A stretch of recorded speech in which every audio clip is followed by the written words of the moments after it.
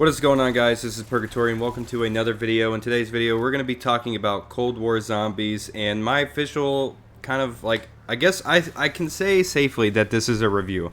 I have about maybe 16 hours with zombies already. I've been playing a bunch. I did the D Machine Easter egg I believe 10 not even 10, probably more, a little less than that, probably like about 7-8 times. I did it quite a lot. I did a few of the side Easter eggs. I did a few of, I did a lot of upgrading. I got to play around with the Wonder Weapon. I got to play around with the Ray Gun. I did every trial. I did a lot of things. And I got to play that Onslaught mode, and I played it. I plan to do videos on every single map, so stay tuned for those. And so today, I wanted to talk about, again, my review. So let's go ahead and go right into the good, and there's a lot of them. And that is just straight up gameplay. Overall, this game feels like this mode has felt the most replayable in Zombies history that I have ever felt. Because you go into a game and you're already started off with a weapon that you want to use, right off the bat. And there's just this constant buildup of upgrades and stuff that you can do.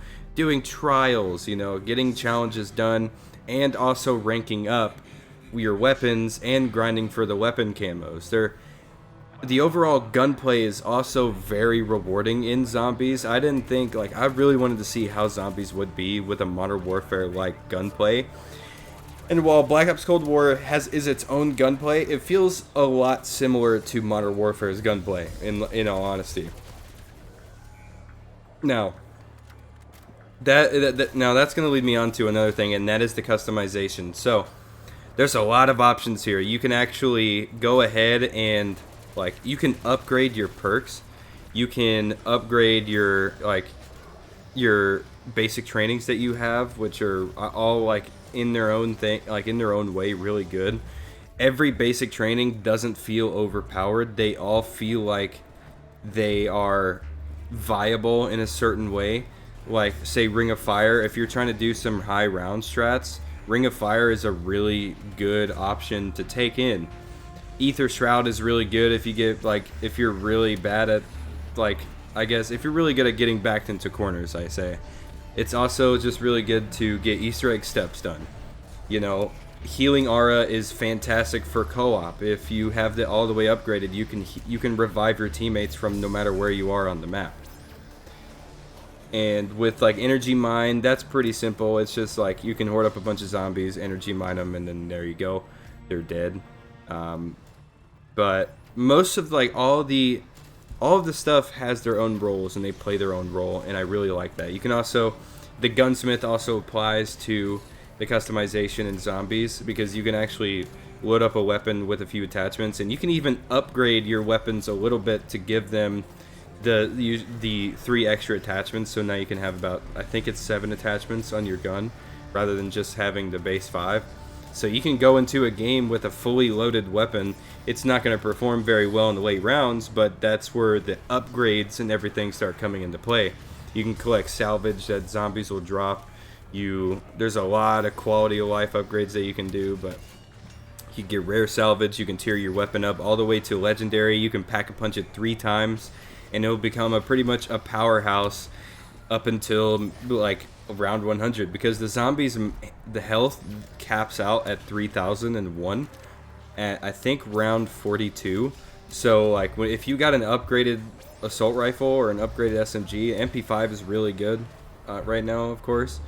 And you take whatever gun you made legendary, pack a punch 3 times, and you're good to go with these high rounds. You can make the wonder weapons play their own role, but you can make a base gun into what's almost a wonder weapon, and it's incredible. I will say the only thing I will need to that needs to be adjusted is I do think assault rifles need a slight buff, because at least the AK-47, which I was using most of the time because I'm trying to grind camos, I'm trying to get that Dark Ether camo at least. The AK-47 feels the assault rifles feel pretty weak, personally to me. SMGs feel fine. I think the tac rifles are very good, and that's the LMGs are pretty good too. Like all the other weapons are good. I just feel like assault rifles need to be up to that level of, you know, what the other guns are. So that's about it. That's the only thing I would say for balancing adjustment that needs to happen. The armor upgrades that you can do, I was really nervous about the armor system, and that actually works out pretty well. Now, let's go ahead and talk about the map itself. So the map is pretty much, at its base, is Nacht der Untoten, but there's a giant machine under it that you go and like explore, and there's a bunch of like nature around. Like you can go around these rocks, and you know, there's Juggernog. Juggernog is back, by the way, and the map's layout in itself is simple again, and that's the best part about it. So like that for me personally. So it's very easy to understand. It pretty much you go one or two ways. You can go into the like this. You can go out the tunnel, or you can go into like there's pretty much either way you're going into the tunnel, and then you go into the facility, and then that branches off into two different paths, and they all go to the same place. Turn on the power, turn on the terminal, do the anomaly, and then it literally shows you what ether tunnel you need to go through to get the machine part, and that it's super simple. Pack-a-Punch is super simple on this map, and Pack-a-Punch in itself is really fun to use because you can actually choose your alternate ammo type. Like you can choose an ammo mod. Like you can they brought back Brain Rot, Napalm, Cryo Freeze, and I think I can't remember the other one. Deadwire. They brought that one back. Pretty much they're all pretty much the same from like Black Ops 4 and Black Ops 3, but they're all pretty good. Like there's no reason for them to change them anyways. So let's talk about the Easter egg. The Easter egg I think is the easiest that we have seen. I think it's even easier than the Final Reich casual Easter egg, and that literally shows you what to do. This Easter egg is so simple. All you gotta do is get the Wonder Weapon, and then you gotta upgrade the Wonder Weapon to all 4 of the elements, shoot this thing, this little canister, and then you go and bang a tank, get a little ball that pops up that helps the machine, and then after you get the machine, you pretty much have to split to the Megaton, which is the boss zombie. I'll get to him in a bit, but you have to split him in half and put that split inside the tube, and pretty much you're ready for boss fight. You just got to go find the family photo, which is super easy. You just go into the Dark Ether, and then you go over to Nacht in this far corner, and you just go and interact with the anomaly, and then there you go. Like obviously there's a little bit more to that, but like you know you got to get the ether scope in order to upgrade the Wonder Weapon, but that's the basic gist of it. Like it's super simple. Like the story of this map is incredible, but the Easter egg, the gameplay is incredibly simple, and I'm a huge fan of that. Like I've been seeing people who don't play zombies go into this map and are able to get the Easter egg done. It's that easy, and I'm actually really happy it's that easy because we've had Easter eggs that are really complicated and like they're just hard to understand, and like not many people really do them because they're just really complicated. Obviously, making every Easter egg like super simple and super easy is like not really great, but like even like this Easter egg, I'm okay with simple Easter eggs. But what's great about this one is it's not entirely easy. It's like some of the steps are pretty easy to do, but there's a few, like the boss fight is really hard. Like you got to be really prepared to go into this boss fight. If you don't have like a Wonder Weapon to go into this boss fight, you are probably not going to win it. Like the boss fight in itself is really hard, and especially escaping the entire area is pretty hard too.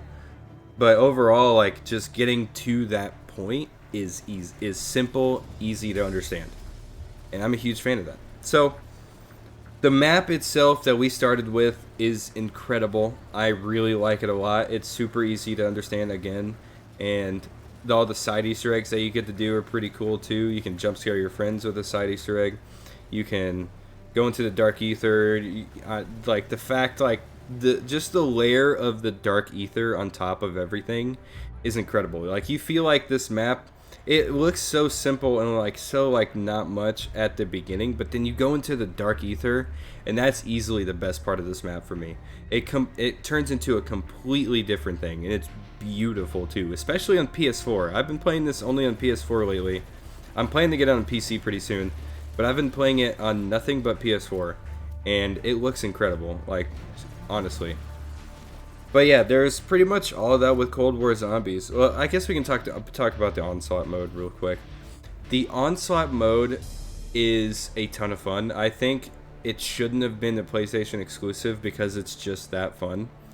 Like, Onslaught is pretty much just, it's zombies on multiplayer maps. It's like there's this orb and you have to be in the vicinity of the orb. If you leave the area, then you can get hurt. But pretty much you just gotta kill zombies in there, fill up the orb and like with souls, and it moves over to a different place. After about 2 or 3 rounds, it goes to a boss fight, and you do a boss fight, and then you keep moving forward, and you just survive for as long as you can. It's a ton of fun. You play it on multiplayer maps. I do like this mode a lot. It's very simple and very easy, like a very easy way to start off zombies players.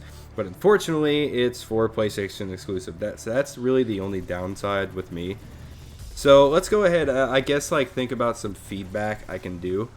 So right now, I would probably say that like even though everything plays their own role, in my personal opinion, I feel like the Nova 5 Wonder Weapon, because you could use a little bit of a buff against bosses specifically, not like completely replace like the fire one. I forget what it's called, the thermal pastic, I think it's called. Not completely replace that one, but make it to where it's like it's pretty much, for me, in my experience, it was almost useless against bosses. But again, they all play their own role, but I feel like it should do a little bit more damage to the bosses. Next up is, I guess I would probably say about the crafting. So it's pretty hard to get rare salvage, that is, if you don't have like the right attachments for your gun. Like there's some attachments that let you increase salvage drop rates, and sometimes you'll get rare salvage, and you'll get more rare salvage later into the rounds. But what I feel like is a little difficult is that drop rate on the rare salvage, at least, because you get about 10. So it's very hard to build up towards. Like it, I feel like it may be fine now, but I feel like, I don't know, maybe they should give us probably up it to 15. Give us 15 rare salvage instead of just 10 every time, every drop. But yeah, but that's really it, to be honest, with my whole feedback. I guess another thing I would do is be able to like repair your armor at different crafting benches. Obviously, keep the armor and weapon tier upgrade at that spot, the position to where you upgrade it already, but make it to where you can repair it everywhere, like every crafting bench on the map. Kind of like how you can like craft like all those grenades and then the support stuff. Oh, I didn't even go into the support stuff yet. The chopper gunner is easily the best part of this game. Like, it's one of the best parts, at least. It's so fun to use, especially on solo. On co-op, it's a little like, why would you even have it? Because it kind of screws over your teammates. But the chopper gunner in itself is a ton of fun. And I would definitely recommend, like, if you could, go for the chopper gunner and use it in a solo game. It's like, I never really even thought about the score streak system being too much, like, I thought it was going to be a problem, but it's actually not. It's actually a ton of fun. So the War Machine comes in clutch if you're very much at a standstill. The combat bow is okay. The sentry gun is pretty good, especially if you're soloing. But the chopper gunner is like the most fun, especially. And the only thing I'm a little bit disappointed by is Quick Revive doesn't really do what it does for a solo player, at least. Now, like with the Quick Revive, the reason why solo players got Quick Revive like early on is because you got an instant self revive. But now you go to the crafting table and craft a self revive now with like those rare scraps. I guess it's a good system now because you don't get limited on your self revives anymore. Like the quick revive machine just doesn't go away anymore. So I guess that's a good thing. But I don't know. I feel like as a solo player, the whole thing with the quick revive was just really fun for me. I don't know, like being able to, like, you're limited on this, you're able to, like, you have to be really careful.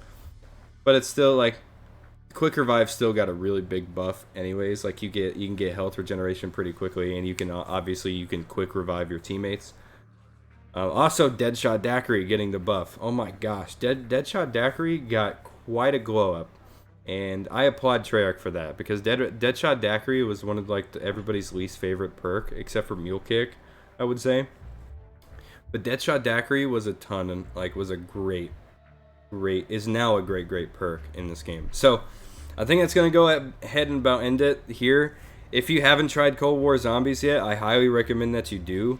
It's fan-freaking-tastic. It's an incredible game mode, and the camo, if you want to grind for it, the camo is really nice. The Dark Ether camo, the Mastery camo, I mean. Also, it's really easy to rank up in. I'm Prestige 1, rank 6 already, and I've only played for about, 16 hours of Zombies? Yeah, it's pretty great. So, the only thing I would say is weapon progression, but that's like all around in like general in game, because the weapon progression in this game is very slow. So that's the only other thing I would probably give feedback to, is just boost weapon progression, and that's it.